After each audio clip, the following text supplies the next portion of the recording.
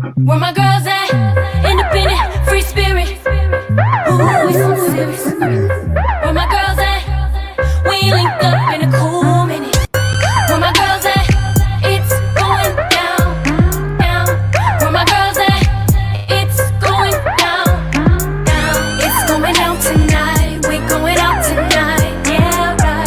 We going out tonight. It's going down tonight. Yeah, right. It's going down tonight. We going out tonight. Yeah, right. We going out tonight. It's going down tonight. Yeah, right.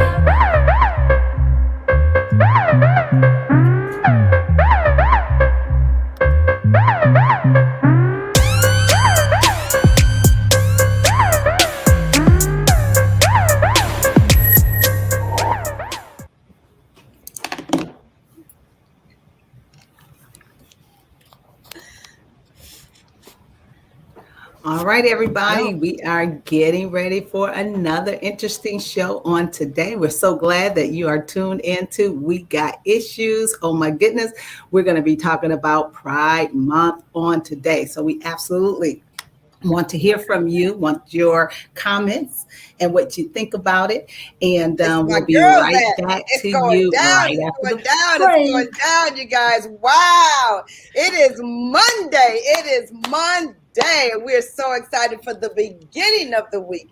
We're just thrilled to be with you today, and we're so excited to be here. We Got Issues, 9:10 a.m., the Superstation, WFDF, out of Detroit, Michigan, but serving the world, serving us on an international stage, and we're so excited.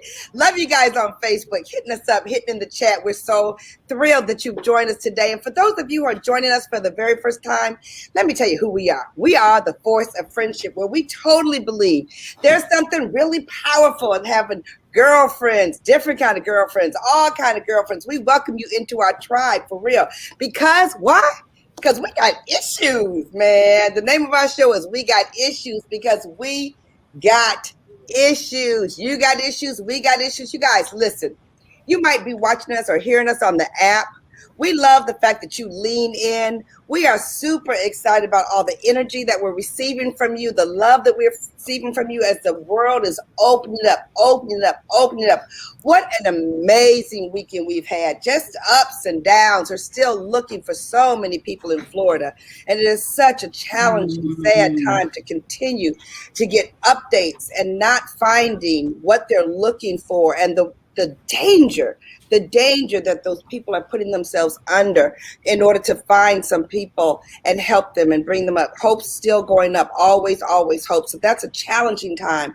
And then we go on to the Olympics, and we're going to talk a little bit about that, and the BET Awards, and we talk a little bit about that, and basketball, we can talk a little bit about that. But today's show, you guys, we're doing Pride. Pride Month is being celebrated in June. And so we're going to talk about Pride Month, and we're going to ask you guys to call in and join the conversation at 313-778-7600. But we're very excited to talk about all things as it tends to Pride, what it goes into it, how it came about, all that information. We have some guests with us. But before we meet the guests, let me go to my co-host in the Big D. Coming from the D, the Big D, Detroit, Michigan. Chris, with your blue jean jacket, love it. And yet, of course, another necklace. Okay. Hey, everybody. Happy Monday. As Sabrina says, it's always Monday, but we're excited to be here on a beautiful Monday. When I tell you, had a great weekend, a really, really wonderful weekend, as you said, Gloria, as the world, as the country starts to open up, you feel a little freer to do some things. You guys, this Sunday, oh my goodness, we had such a great event at the church. We partnered with the DSO, which is the Detroit Symphony Orchestra, and they came. Oh, nice. Yes. Oh, Wow. yes. And before COVID, you know, they would come to the church with with part of their orchestra and invite all of the inner city children to come and to listen and to see all of these magnificent musicians. And they get, you know, just to get inspired because, you know, you think about it, the inner city youth probably have never had an opportunity to step into the Detroit Orchestra Symphony and watch these musicians and their craft and just all of the different instruments. So that's always has been a highlight. But on yesterday, they streamed it live on a big screen right there in our parking lot. And you guys, when I tell you, they had as their special guest Renee Ellis Goldsberry. She is the Tony and Grammy award-winning star of Hamilton. Yes. Yes. Oh, yes. Yes. And when I tell you, favorite, she opened her mouth. Yes, she is. And I'm going to tell you, she is a native of Detroit, right? She is no from way. Detroit. Yes. No. From Detroit. Girl, she told this story, you guys, and I thought this was so awesome. She's from Detroit, graduated. I said, not only is she talented, not only is she beautiful, but she graduated from Cranbrook. Okay, so if anybody knows anything about Cranbrook, that is the la creme de la creme of high schools here in the Detroit metropolitan area. But she told it was such a cute story. She said how, you know, she got the role of in Hamilton and how her dad actually lived on the same street that Aretha Franklin lived on, right? And she talked about, yes, exactly. And she talked about how Aretha called her father up and said, hey, I heard Renee, your daughter is in Hamilton. How can I get some tickets? And they were like, she said, this is Aretha Franklin. And she was like, you don't even need to say your last name. But anyway, she talked about how she never got a chance to come to the show. But she said, I just had to share that in Detroit because Aretha Franklin dropped my name. I said, you know what? Like that, drop your name. Absolutely. Yes. That you'll always remember. So it has been such a great weekend here in the D. And so I'm excited to lean into this conversation on today. And so I'm going to throw it, I think, all the way to Chapel Hill, North Carolina. I think that's where it's located. To my girl, Sabrina Goodwin Monday. What's up, Bree? Good to see you, ladies. Good to see you, girlfriends. Oh, my goodness, it's another Monday. And this is Sabrina Goodwin Monday, where every day is Monday with your Monday motivation. Good to see you guys. I love that we are talking pride today, and we have special guests. So much to lean in, understand. We want understanding. They want to be better understood. We know, to win is to love. To love is to win.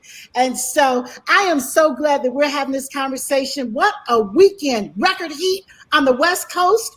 Oh my goodness. Record heat on the West Coast, you guys. The track Olympic finals had to be postponed last night because the track was so hot. It was like 150 degrees on the track. What? And so they had to delay the time. We loved watching. What about the woman that was taken to the emergency room? Have you heard anything about her yet? I have not. I have not. But to just be expected to perform in that kind of heat is tough. For your dreams to be on the line in that kind of heat. And we're excited about our USA Gymnastics team. We got our team last night. Yes,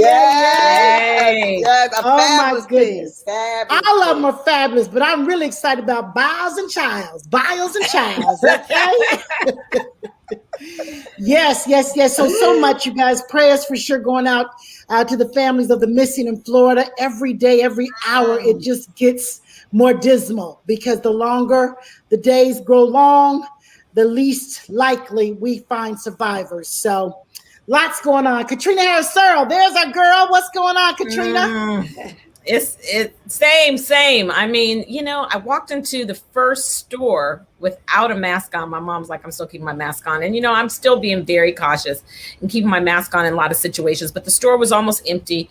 Walked in to get a couple things from Home Goods. And it felt, for a moment, I forgot that just a few months ago, that was not an option. But it felt like, wow, like for real. So that was neat. Thank you in advance for continuing to pray for our family. I'm excited. Well, not excited. That's the wrong word. I am looking forward to a guest that I'm going to have on talking about gun violence, but I couldn't have him on because it hit so close to home. And, and the young man was caught, y'all. Just, and we don't know. It's so sad. So sad. So continue to pray. But in the Earl household, we're really excited. My grandkids Gloria, aren't your grandkids coming too? My grandkids three of them rolled in. We got some more coming. It's gonna be a week of rolling. It's gonna be rolling up in here. I'm like, OMG. So I'm trying to get this RV, and Anthony still is not feeling it. Y'all pray for him with this RV. I cannot pray for him in an RV because I would not want to be in an RV sitting on some pillows for 12 days. Oh no. Yeah, that's the way you say it until you see the kind of RV that I would get. Okay. You would be like, really? Okay. I ain't gonna have no little rinky-dink RV. If I have the one like my neighbor has that takes up the whole side of his house. But where y'all going in an RV? Where y'all going in an RV? Gloria, there's so many beautiful places to see. We got Yosemite would be one. That would be a beautiful place to go. There's just so many places. Anyways, I could go on and on and on. I'm gonna do a show. Who is an RV specialist? I need somebody to contact me so I could do a show. How about the girlfriends? We all go in an RV. Wouldn't that be fun? That would be fun. Right. I'll go with you. I'll get in the RV with you. I'll go with you. Oh, yeah. If Crisette, Gloria would fly in for a photo op and be out. Okay. I have to drop her off at the hotel. Right. I'll act like I'm parking it. I'm from Detroit. I can park the RV. The BET Awards. Performed from the sky. Okay. Silk Sonic at the club I was dancing like I was you, Sabrina. Cardi B coming out with the baby bump.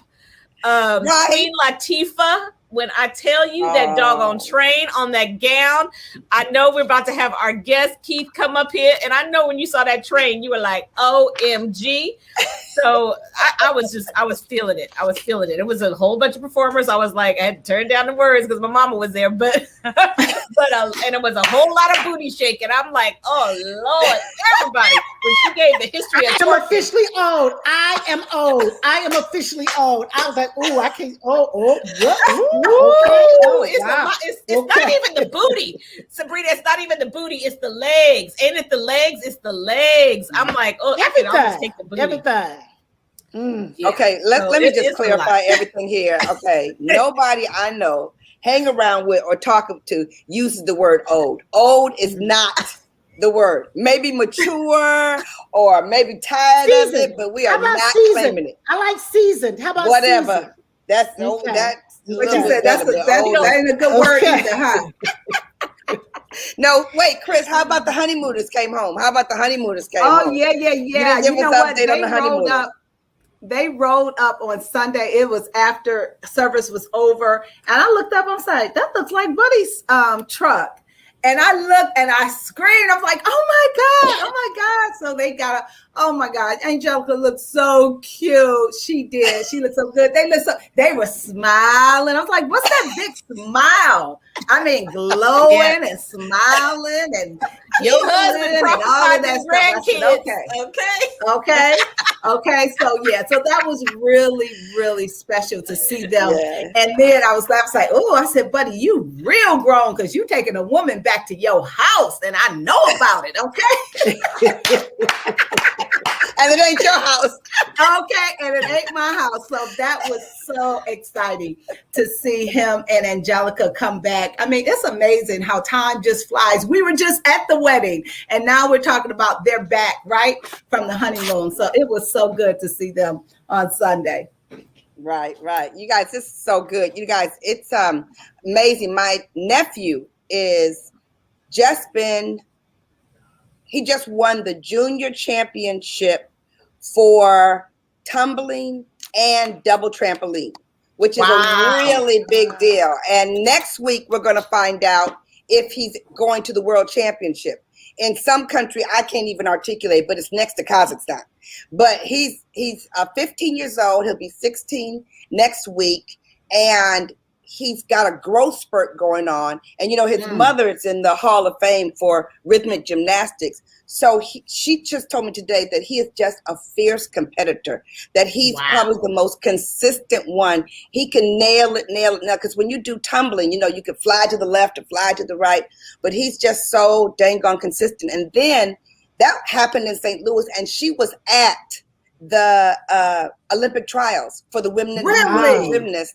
Yes, so we were looking in the audience for her. We were just looking for her in the audience, and she said it was just amazing. You know, she used to be president of the Women's Sports Foundation, so she knows all those people. She knows all the coaches. She knows all the parents. You know, she's all there. She had another child that was from the projects in Harlem, New York, whose mother almost didn't let him go because she said his grades weren't strong enough. And Wendy convinced the mother that this is the time you let him go, even though his grades, to give him a broader spectrum. He not only been on, this is the second time he's ever been on a plane, and he landed a junior championship. And I mean, so we got so much stuff going on. It's just super happy. And yeah, three of my grandkids are here today. Two more are coming in on Thursday, and then we're gonna have like 9 or 10 kids here for a while. It's gonna be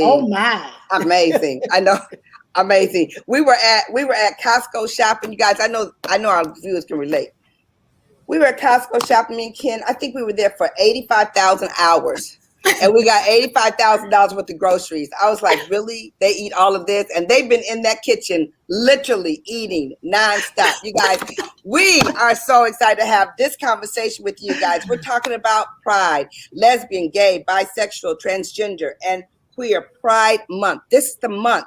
And we're celebrating this month in June to honor the 1969 Stonewall Uprising in Manhattan. The Stonewall Uprising was a tipping point for the gay liberation movement in the United States. So we're excited to bring in our guests. We've got Keith Harley out of Dallas, Texas, one of my good friends. Hey, Keith. And we have Nazay Young. Hey, Nazay. We're so excited. Hey.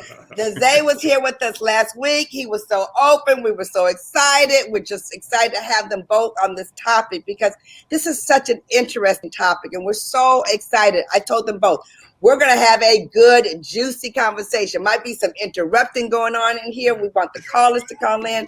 But what I said to them both, I said, you guys, okay, so first let me say this. I want all the followers, I want them both to say their social media, and I want you guys to follow our social media as well, and we'll tell you what that is. But you guys really, social media is important because you guys really want to see Caterina and Anthony Earl on this RV. If you don't get on our social media for no other reason to watch that, that's going to be the most ridiculous thing I have ever seen. That would be more ridiculous. However, our guests are fierce men. They really, truly are amazing men. We're so excited to have them. So I asked them both to tell about themselves. And you guys know when I have guests on, I say, I want you to introduce yourself. And I want you to brag about yourself and don't hold nothing back because I know your business and I'll tell your business if you don't tell everything you need to talk about. So we're going to have a hard break at 6:20. I already told them. So Keith, you're going to go first, introduce yourself, and then we'll pick it back up if we have to keep going. But I'm excited. Keith, thank you for coming on the show. Tell us a little bit about you. Oh, thank you. I'm a retired, can you hear me okay? First of all, yes. Can you all hear me? Okay, good. I'm a retired hair and scalp specialist. I had a hair and scalp clinic in Washington, D.C., 2 of them actually. And I was in the hair business for 32 years, recently retired right before the pandemic, right as it started, and became a full-time lifestyle influencer. And that's what I do. There he goes again, being Mr. Conservative. We're talking about. You left a lot out, Keith. It left out loud. I want to hear about the fact that you're my stylist. You're all of our stylists. You done dressed all of us one time or another. I want you to talk about the work that you've done at the White House. I want you to, because Nazay and you have something in common in terms of the entertainment business. I want you to tell a little bit about your high school, and then we'll go and find a little bit more about your background. So go ahead, talk to him. Okay, so I graduated from Duke Ellington, the School of Arts for vocal. Then I got into the entertainment industry as a celebrity hairstylist with which is a prime example. I was looking at BET last night. You know, I was a part of the first BET award show that they had 14 years ago at the Paris Hotel in Las Vegas. So I got a lot to talk about that just from last night, listening to you all talk about that experience recently. And then working with the Obamas, I did all the guests for the White House for 8 years. I worked with Michael Jackson. I worked with a lot of celebrities, international, and I know Caterina's going crazy. As a matter of fact, I started to send Caterina a video we found that a lot of people have not seen that Michael did right before he passed away. And, you know, so when you She fainted. You know I was president of the fan club, okay? I know, it's crazy. It's crazy. It's crazy. So I've had a great experience. I've had a great life. I'm excited about the first part of my life, but I'm even more excited about the second part of my life. Well, we're excited to hear more of it for sure. You guys, you're listening to 910 AM, the Superstation. We got issues. We're going to come back and meet Nazay Young, and we're so excited for this quick break because you got to take a breather as we get ready to talk to you about Pride Month. We're excited to be here, and you're with the Force of Friendship. See you in a minute. Okay, you guys, we are on our break. We're on our break. And again, we are so excited that you all are tuned into We Got Issues. And of course, we are talking about everything Pride. And so, you know, a lot about Pride Week, and I'm actually leaning in to learn a lot about it because I don't know, you know, Gloria talked about when it was established and how it happened and so on and so forth. And I know that, you know, for many, this is probably somewhat of a controversial topic, depending on, you know, your opinion of, hey, this is Keith Harley. For some reason, I got knocked off. and all of that. And so today the focus is really on the Pride. Okay. And, you know, when you think about it, and we absolutely, thank you, sir. For those of you that, you know, may have comments or, you know, you may have questions. I'm great. Thank you so much. Let me know. I know you guys know the number by heart, 313-778-7600. Okay, thank you, Michael. We absolutely want you to call in there.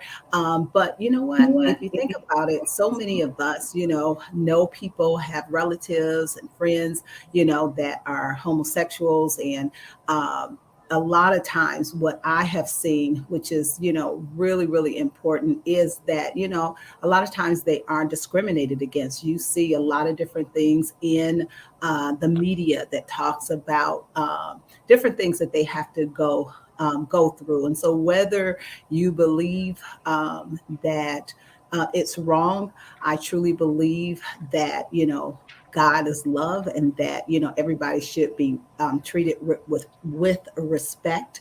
And so, you know, so many things that we have seen, you know, and you know what, it's so easy to hate. I mean, hate is of the enemy for sure.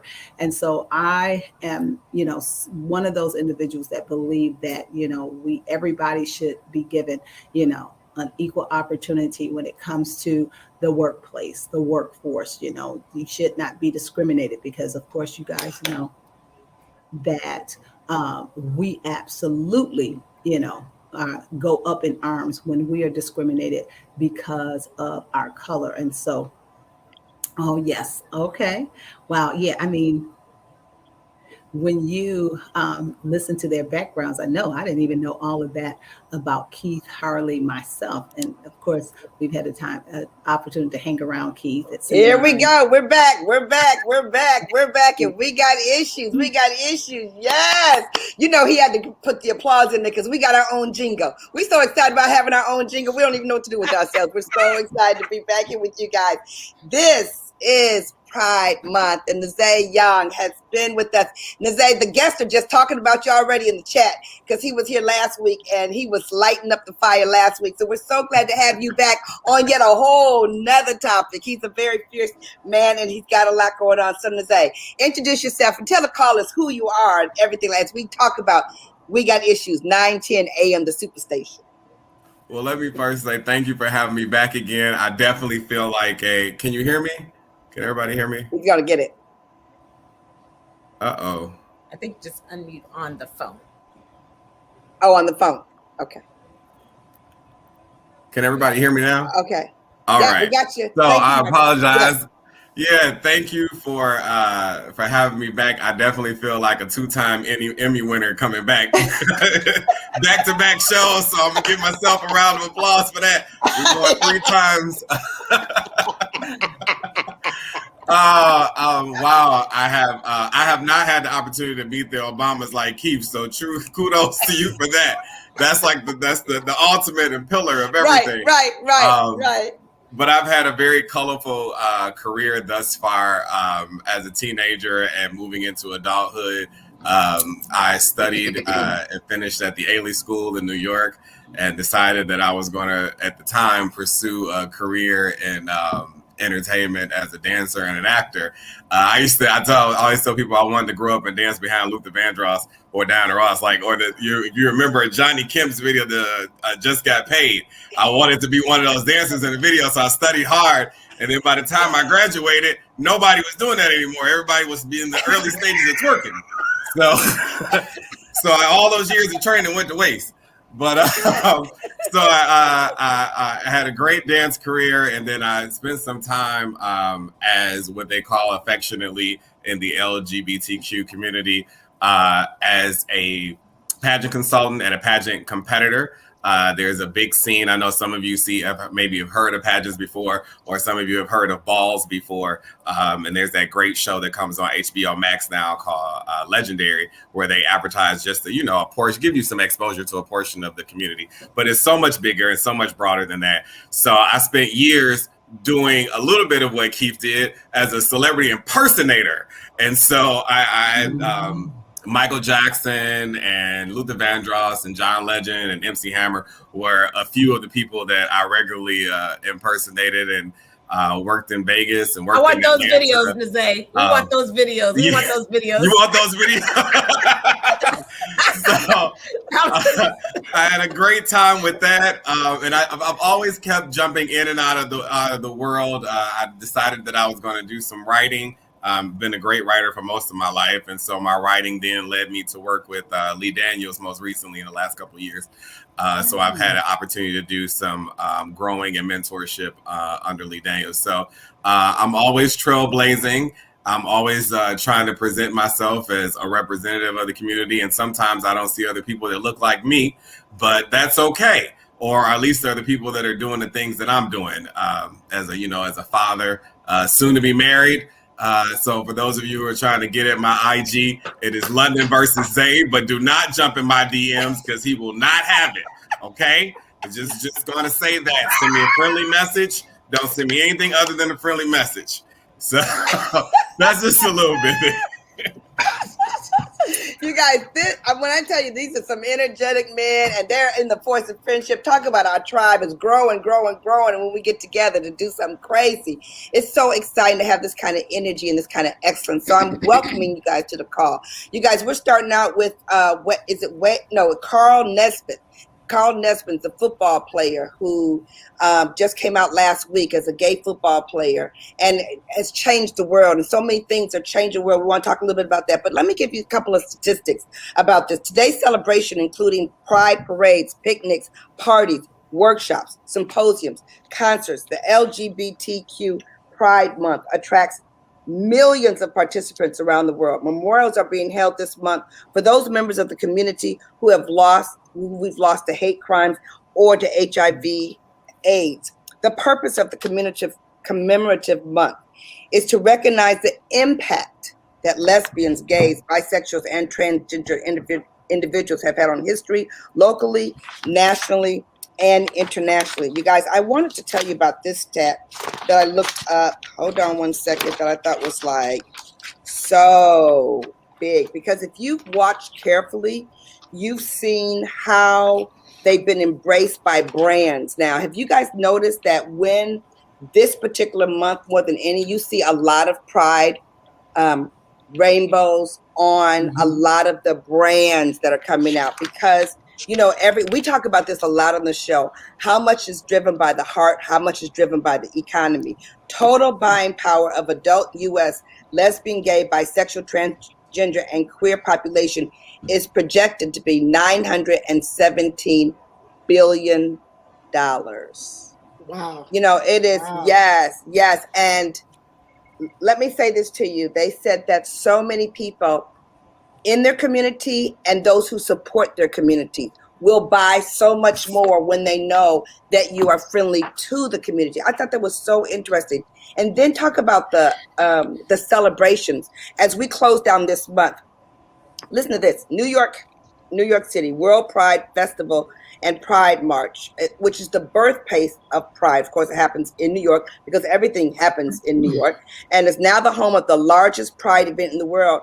In 2019, you guys, 4 million people came to the Pride Parade. I mean, it was just so big. The second largest is in Sao Paulo, Brazil. The third largest is in Madrid, Spain. The fourth largest is in San Francisco. So it's a really amazing celebration. I remember being in Italy in 2019.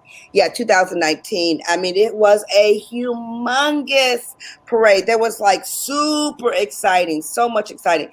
And there was a fun fact that talked about Bill Clinton and Barack Obama as presidents are the only two presidents that have openly embraced the gay pride month the way that they have. So very exciting.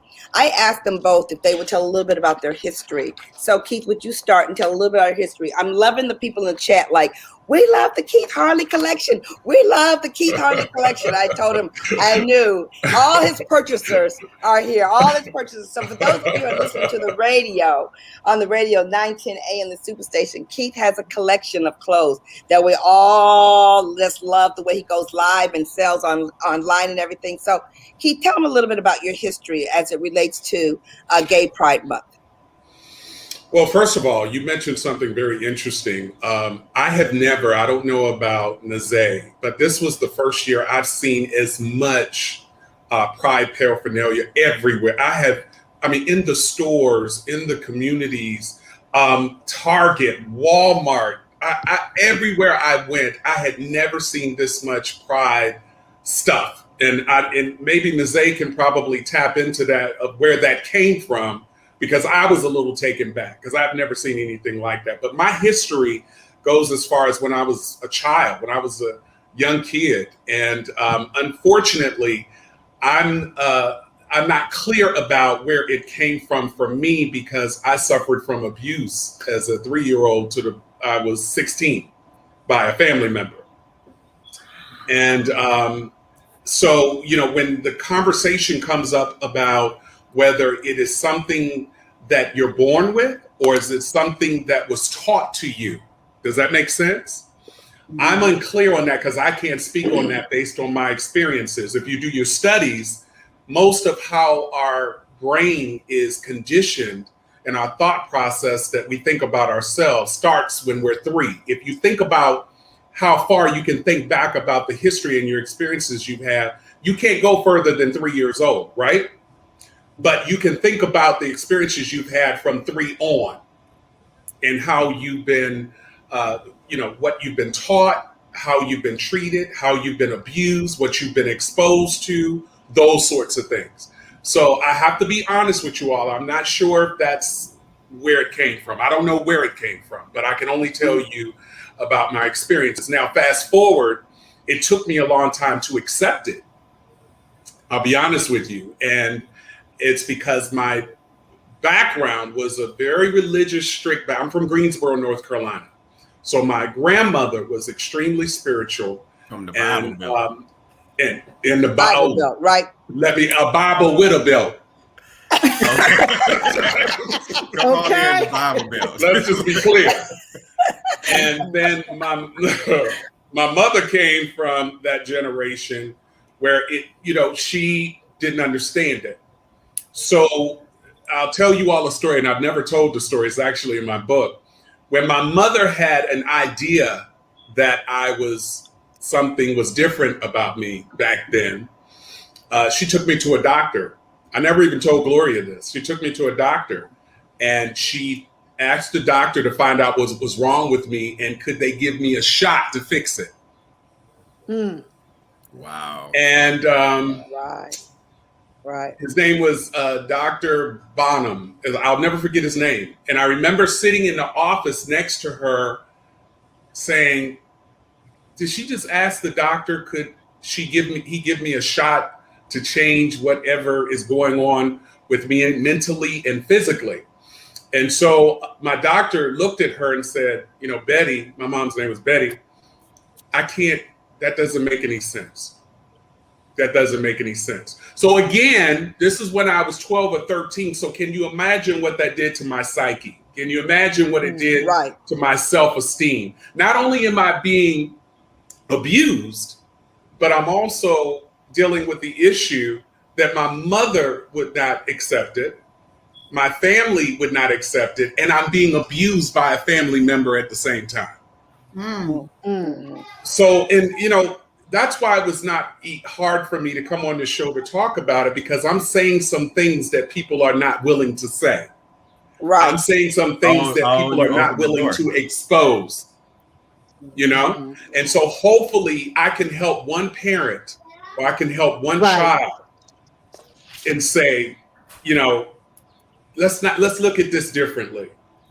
And what you say to your children and how you treat your children in the midst of you trying to understand what it is can have a terrible, terrible effect on them for the rest of their lives, especially if they're not exposed beyond their present situations or their environment.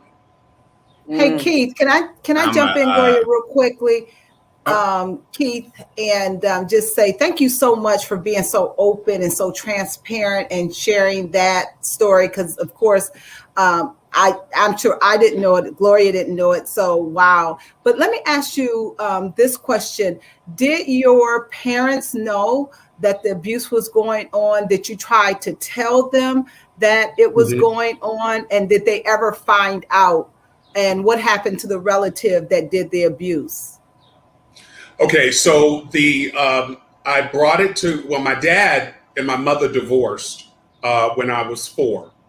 And so my mom was a single parent, so she was working all the time. As a matter of fact, she was working 2 jobs. So she wasn't home as much. And a lot of the family member that was taking advantage of me at that time, that's where he used that time to do that. When I did bring it to my mother's attention in the midst of a heated moment of her trying to beat it out of me, basically, I told her. And now, if you all are from the South, when you hear something like that, that is not something that you discuss.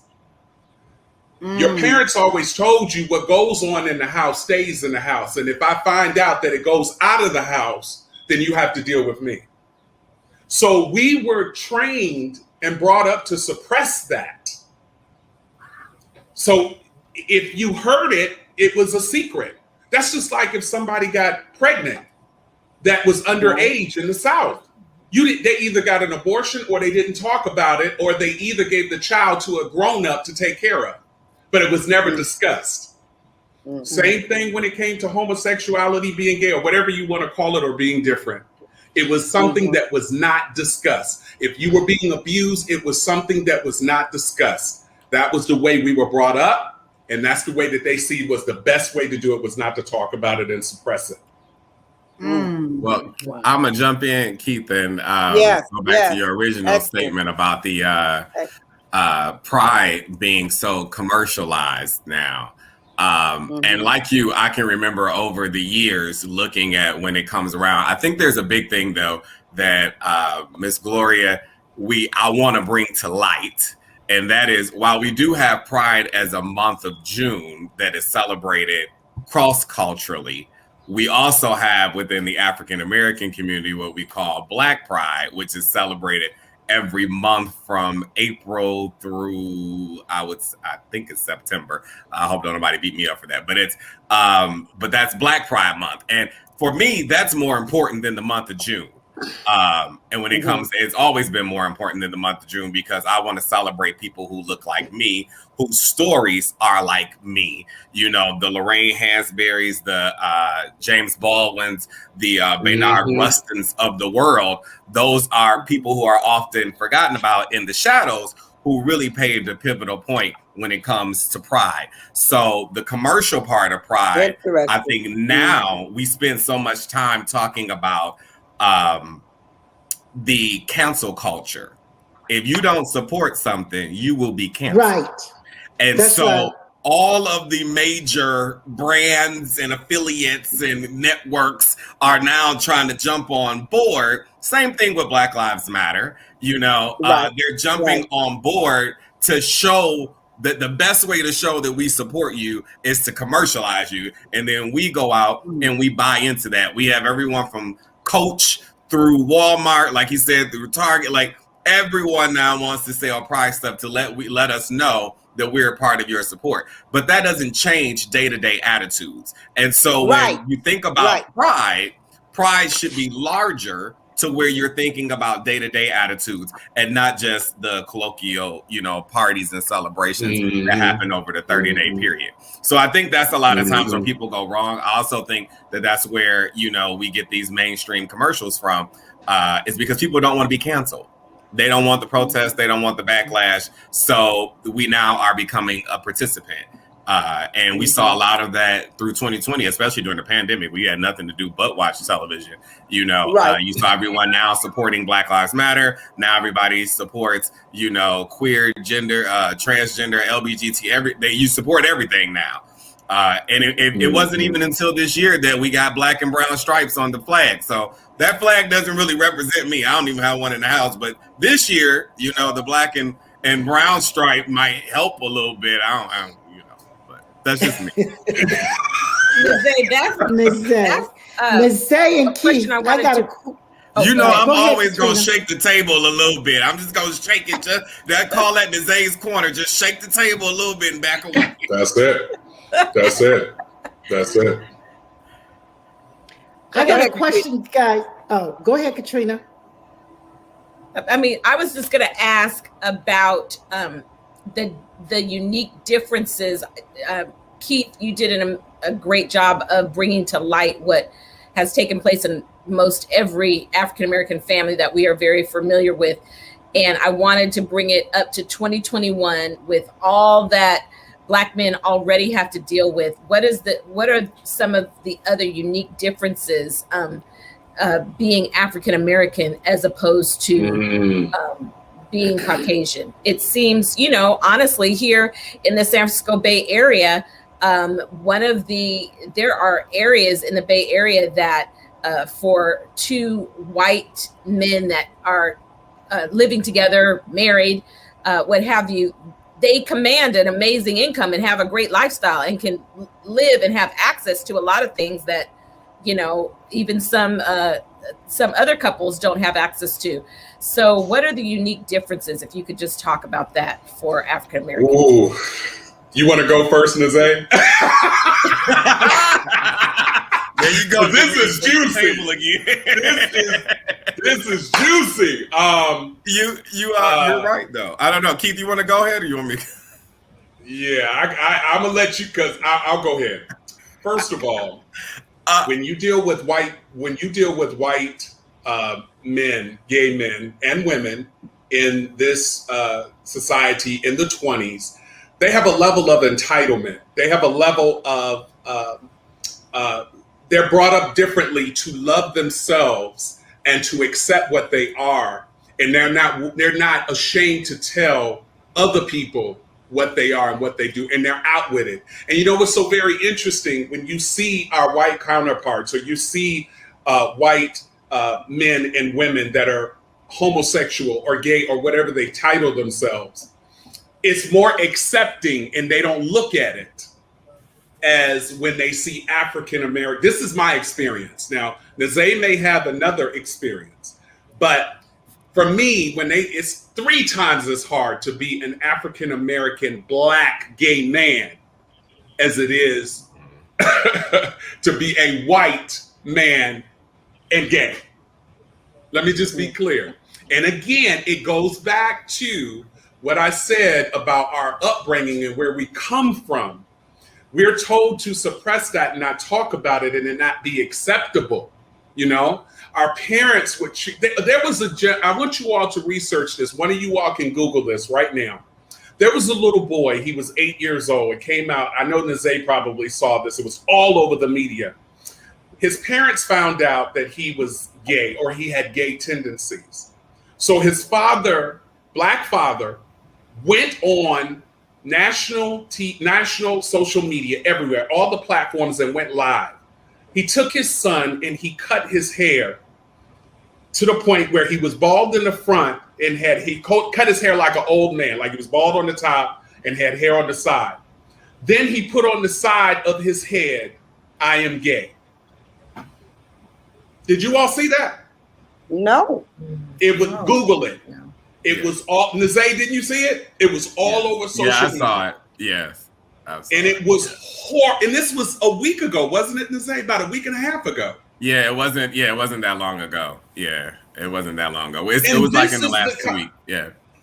Right. And this is the type of mentality that I talk about our communities and where we come from. Now, I'm not saying everybody is like that.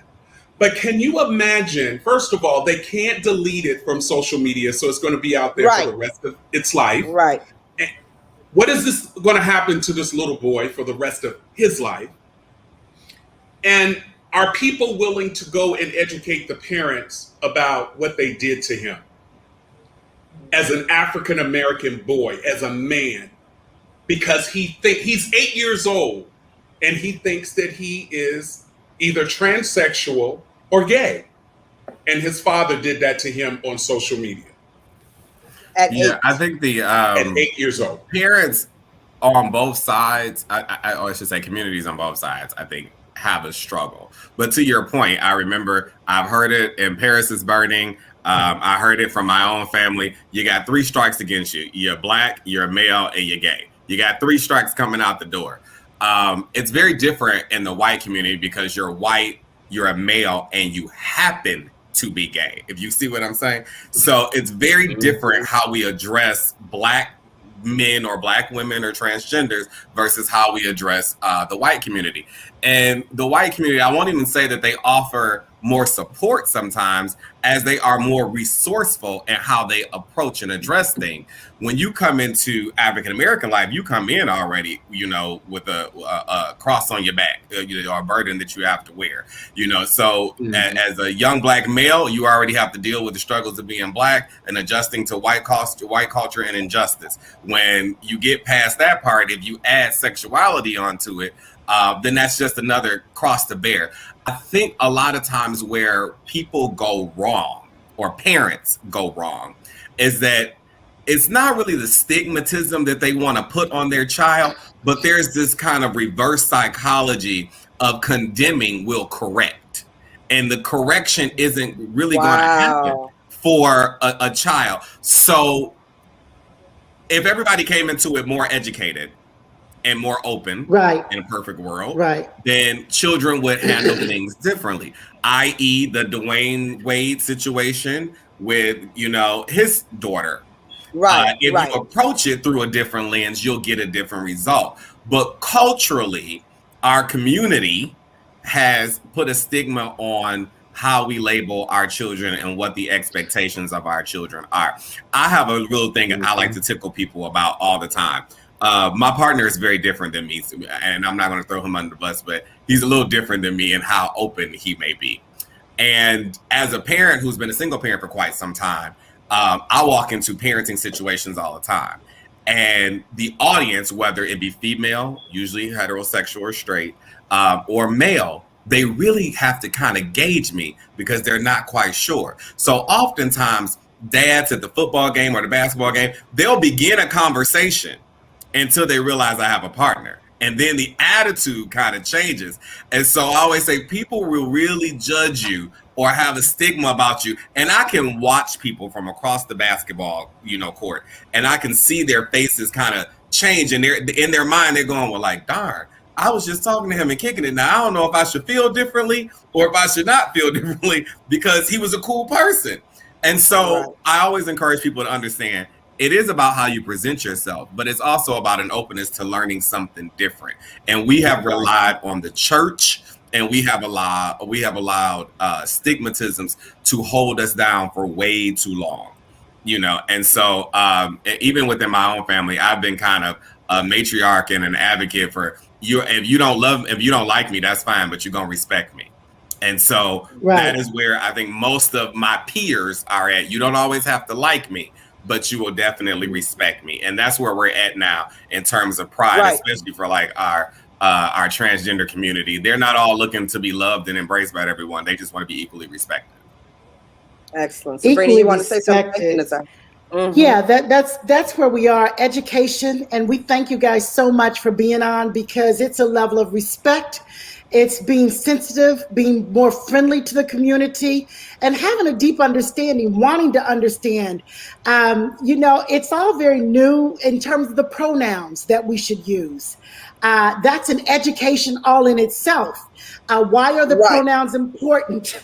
I mean, it can be dizzying. It really can be. Keith is laughing because I want to get it right. I never want to be disrespectful. And so what do you guys think? I mean, I was reading and said, what's a pronoun? Why does it matter? And this really, I want to get this right, because it said a recent study showed that in transgender youth, using correct pronouns and names reduces depression and suicide risk. Wow. Yeah, this thing is so real and so big. And so whether common terms, sex is the label, gender, identity, cisgender, transgender, non-binary, genderqueer, gender fluid. My goodness, Keith, don't let It's too much to keep up with, Sabrina. I'm gonna tell you. I listen and let the community jump in my DM and go off. It's too much. I'm telling you, it's too much. I don't know all the pronouns. We don't even understand. I don't know about this. Period on the end. Here's a simple answer. Just call me by my name, or whatever I ask you to call me by my name. Period.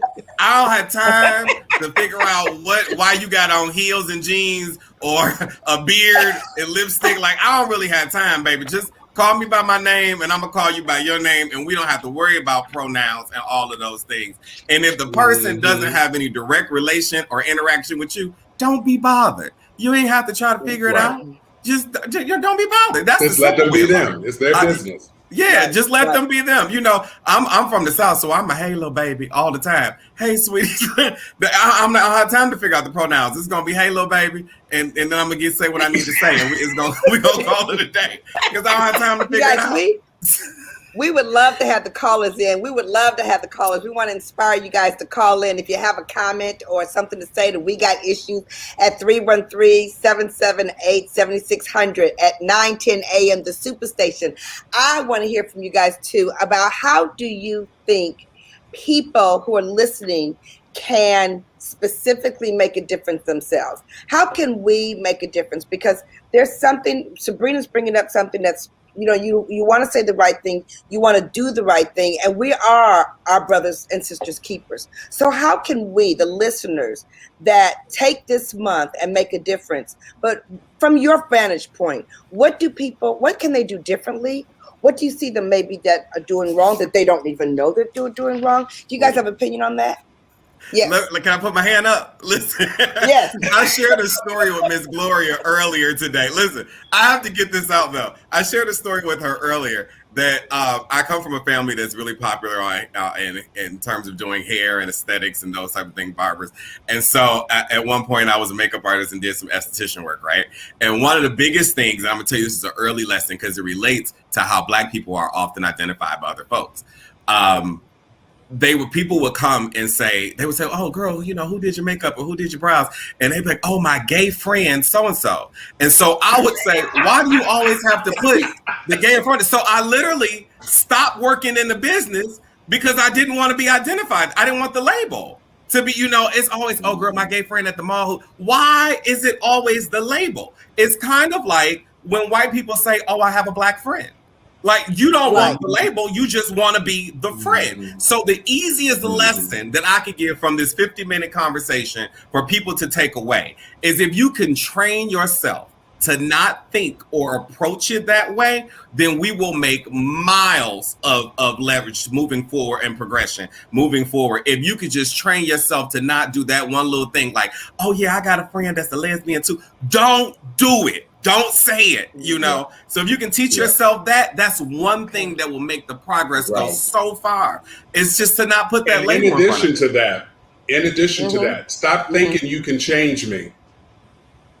Stop thinking that you can make me your husband. Stop thinking that, you know, because if he's been, I'm sure Nazay can understand this. You've been in abuse. I've had more women come to me and say, "Oh, I'm going to change you. You going to want me." Oh, they don't care. They don't care. They don't care about what it's been. They just know that there's a level of attraction. And see, here's the problem that a lot of people make mistakes in relationships. Rather than get themselves together, they'd rather change you to be right for you, for them. They don't care about who you are and what you are and have that level of respect. Stop trying to change people. If a person comes to you and say that they want change and they're not happy with themselves, then that's something different. But besides being a title, you know, stop trying to change somebody to be right for you. Wow. You guys, we have a caller. That's so interesting. Y'all are firing up. And I'm so excited. I mean, for real, the conversation. Marathon is a regular on We Got Issues, so we're excited to have him call in. Marathon, tell us what you're thinking. Hey, I'm like this: live and let live. But I did have a comment I wanted to make about what the Supreme Court has said about the bathroom thing. Yeah. Okay. Yes. Listen to me. I got a rhyme. If you got a wee-wee, you got the PP where the men be.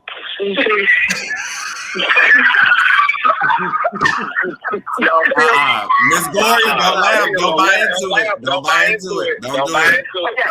Don't do it. Don't buy into it. Don't buy into it. Don't do it. I know that's funny. Y'all know that's funny. Don't do it. Oh my God. See, that's the part that's what is it, marathon. That's a part of the setback, bro. We can't be that way. You know, if what I identify as is great. Oh, wait, I'm muted? No, go ahead. You good? Go ahead. Okay. If the way you see me and the way I identify is how I want you to receive me. That's it. It should not be of your concern what's going on between my bed. It's almost like who I'm laying down with today. It's not going to make a decision on whether you wake up in the morning or not.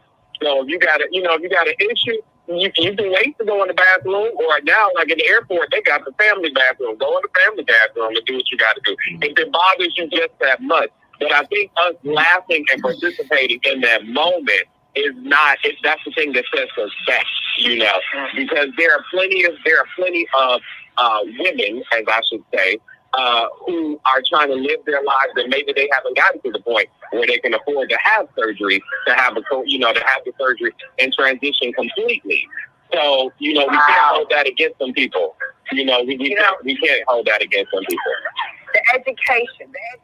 You start laughing and you saying, no, that's not what to do. That's what I love about this, is that we're going to continue to educate each other. And we have absolutely loved having Keith and Nazar on this call. And you guys open it up. Here we are. We got issues. Here we are having real life conversations. We didn't even get to the BET. We didn't even get to get there, but we will have them back on. We'll have both of them back on for different subjects at different times. You guys, Monday through Friday at 9:10 a.m.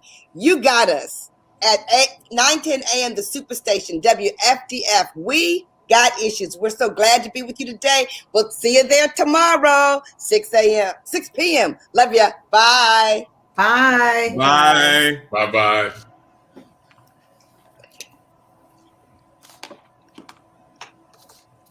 Woo! Great show. Thanks for the education. Yes, that was amazing. Y'all, seriously, y'all were lively. You were thick, you were entertaining, you were deep, you were transparent, you told your truth. We so appreciate it. Facebook, we love y'all. We're so glad you guys were hanging with us, staying with us, giving us your heart. We're so excited. Yes, thank you guys so much for being here. I promise we appreciate your time, your energy, and your truth. Talk to you later. Bye, you guys. Bye, Facebook.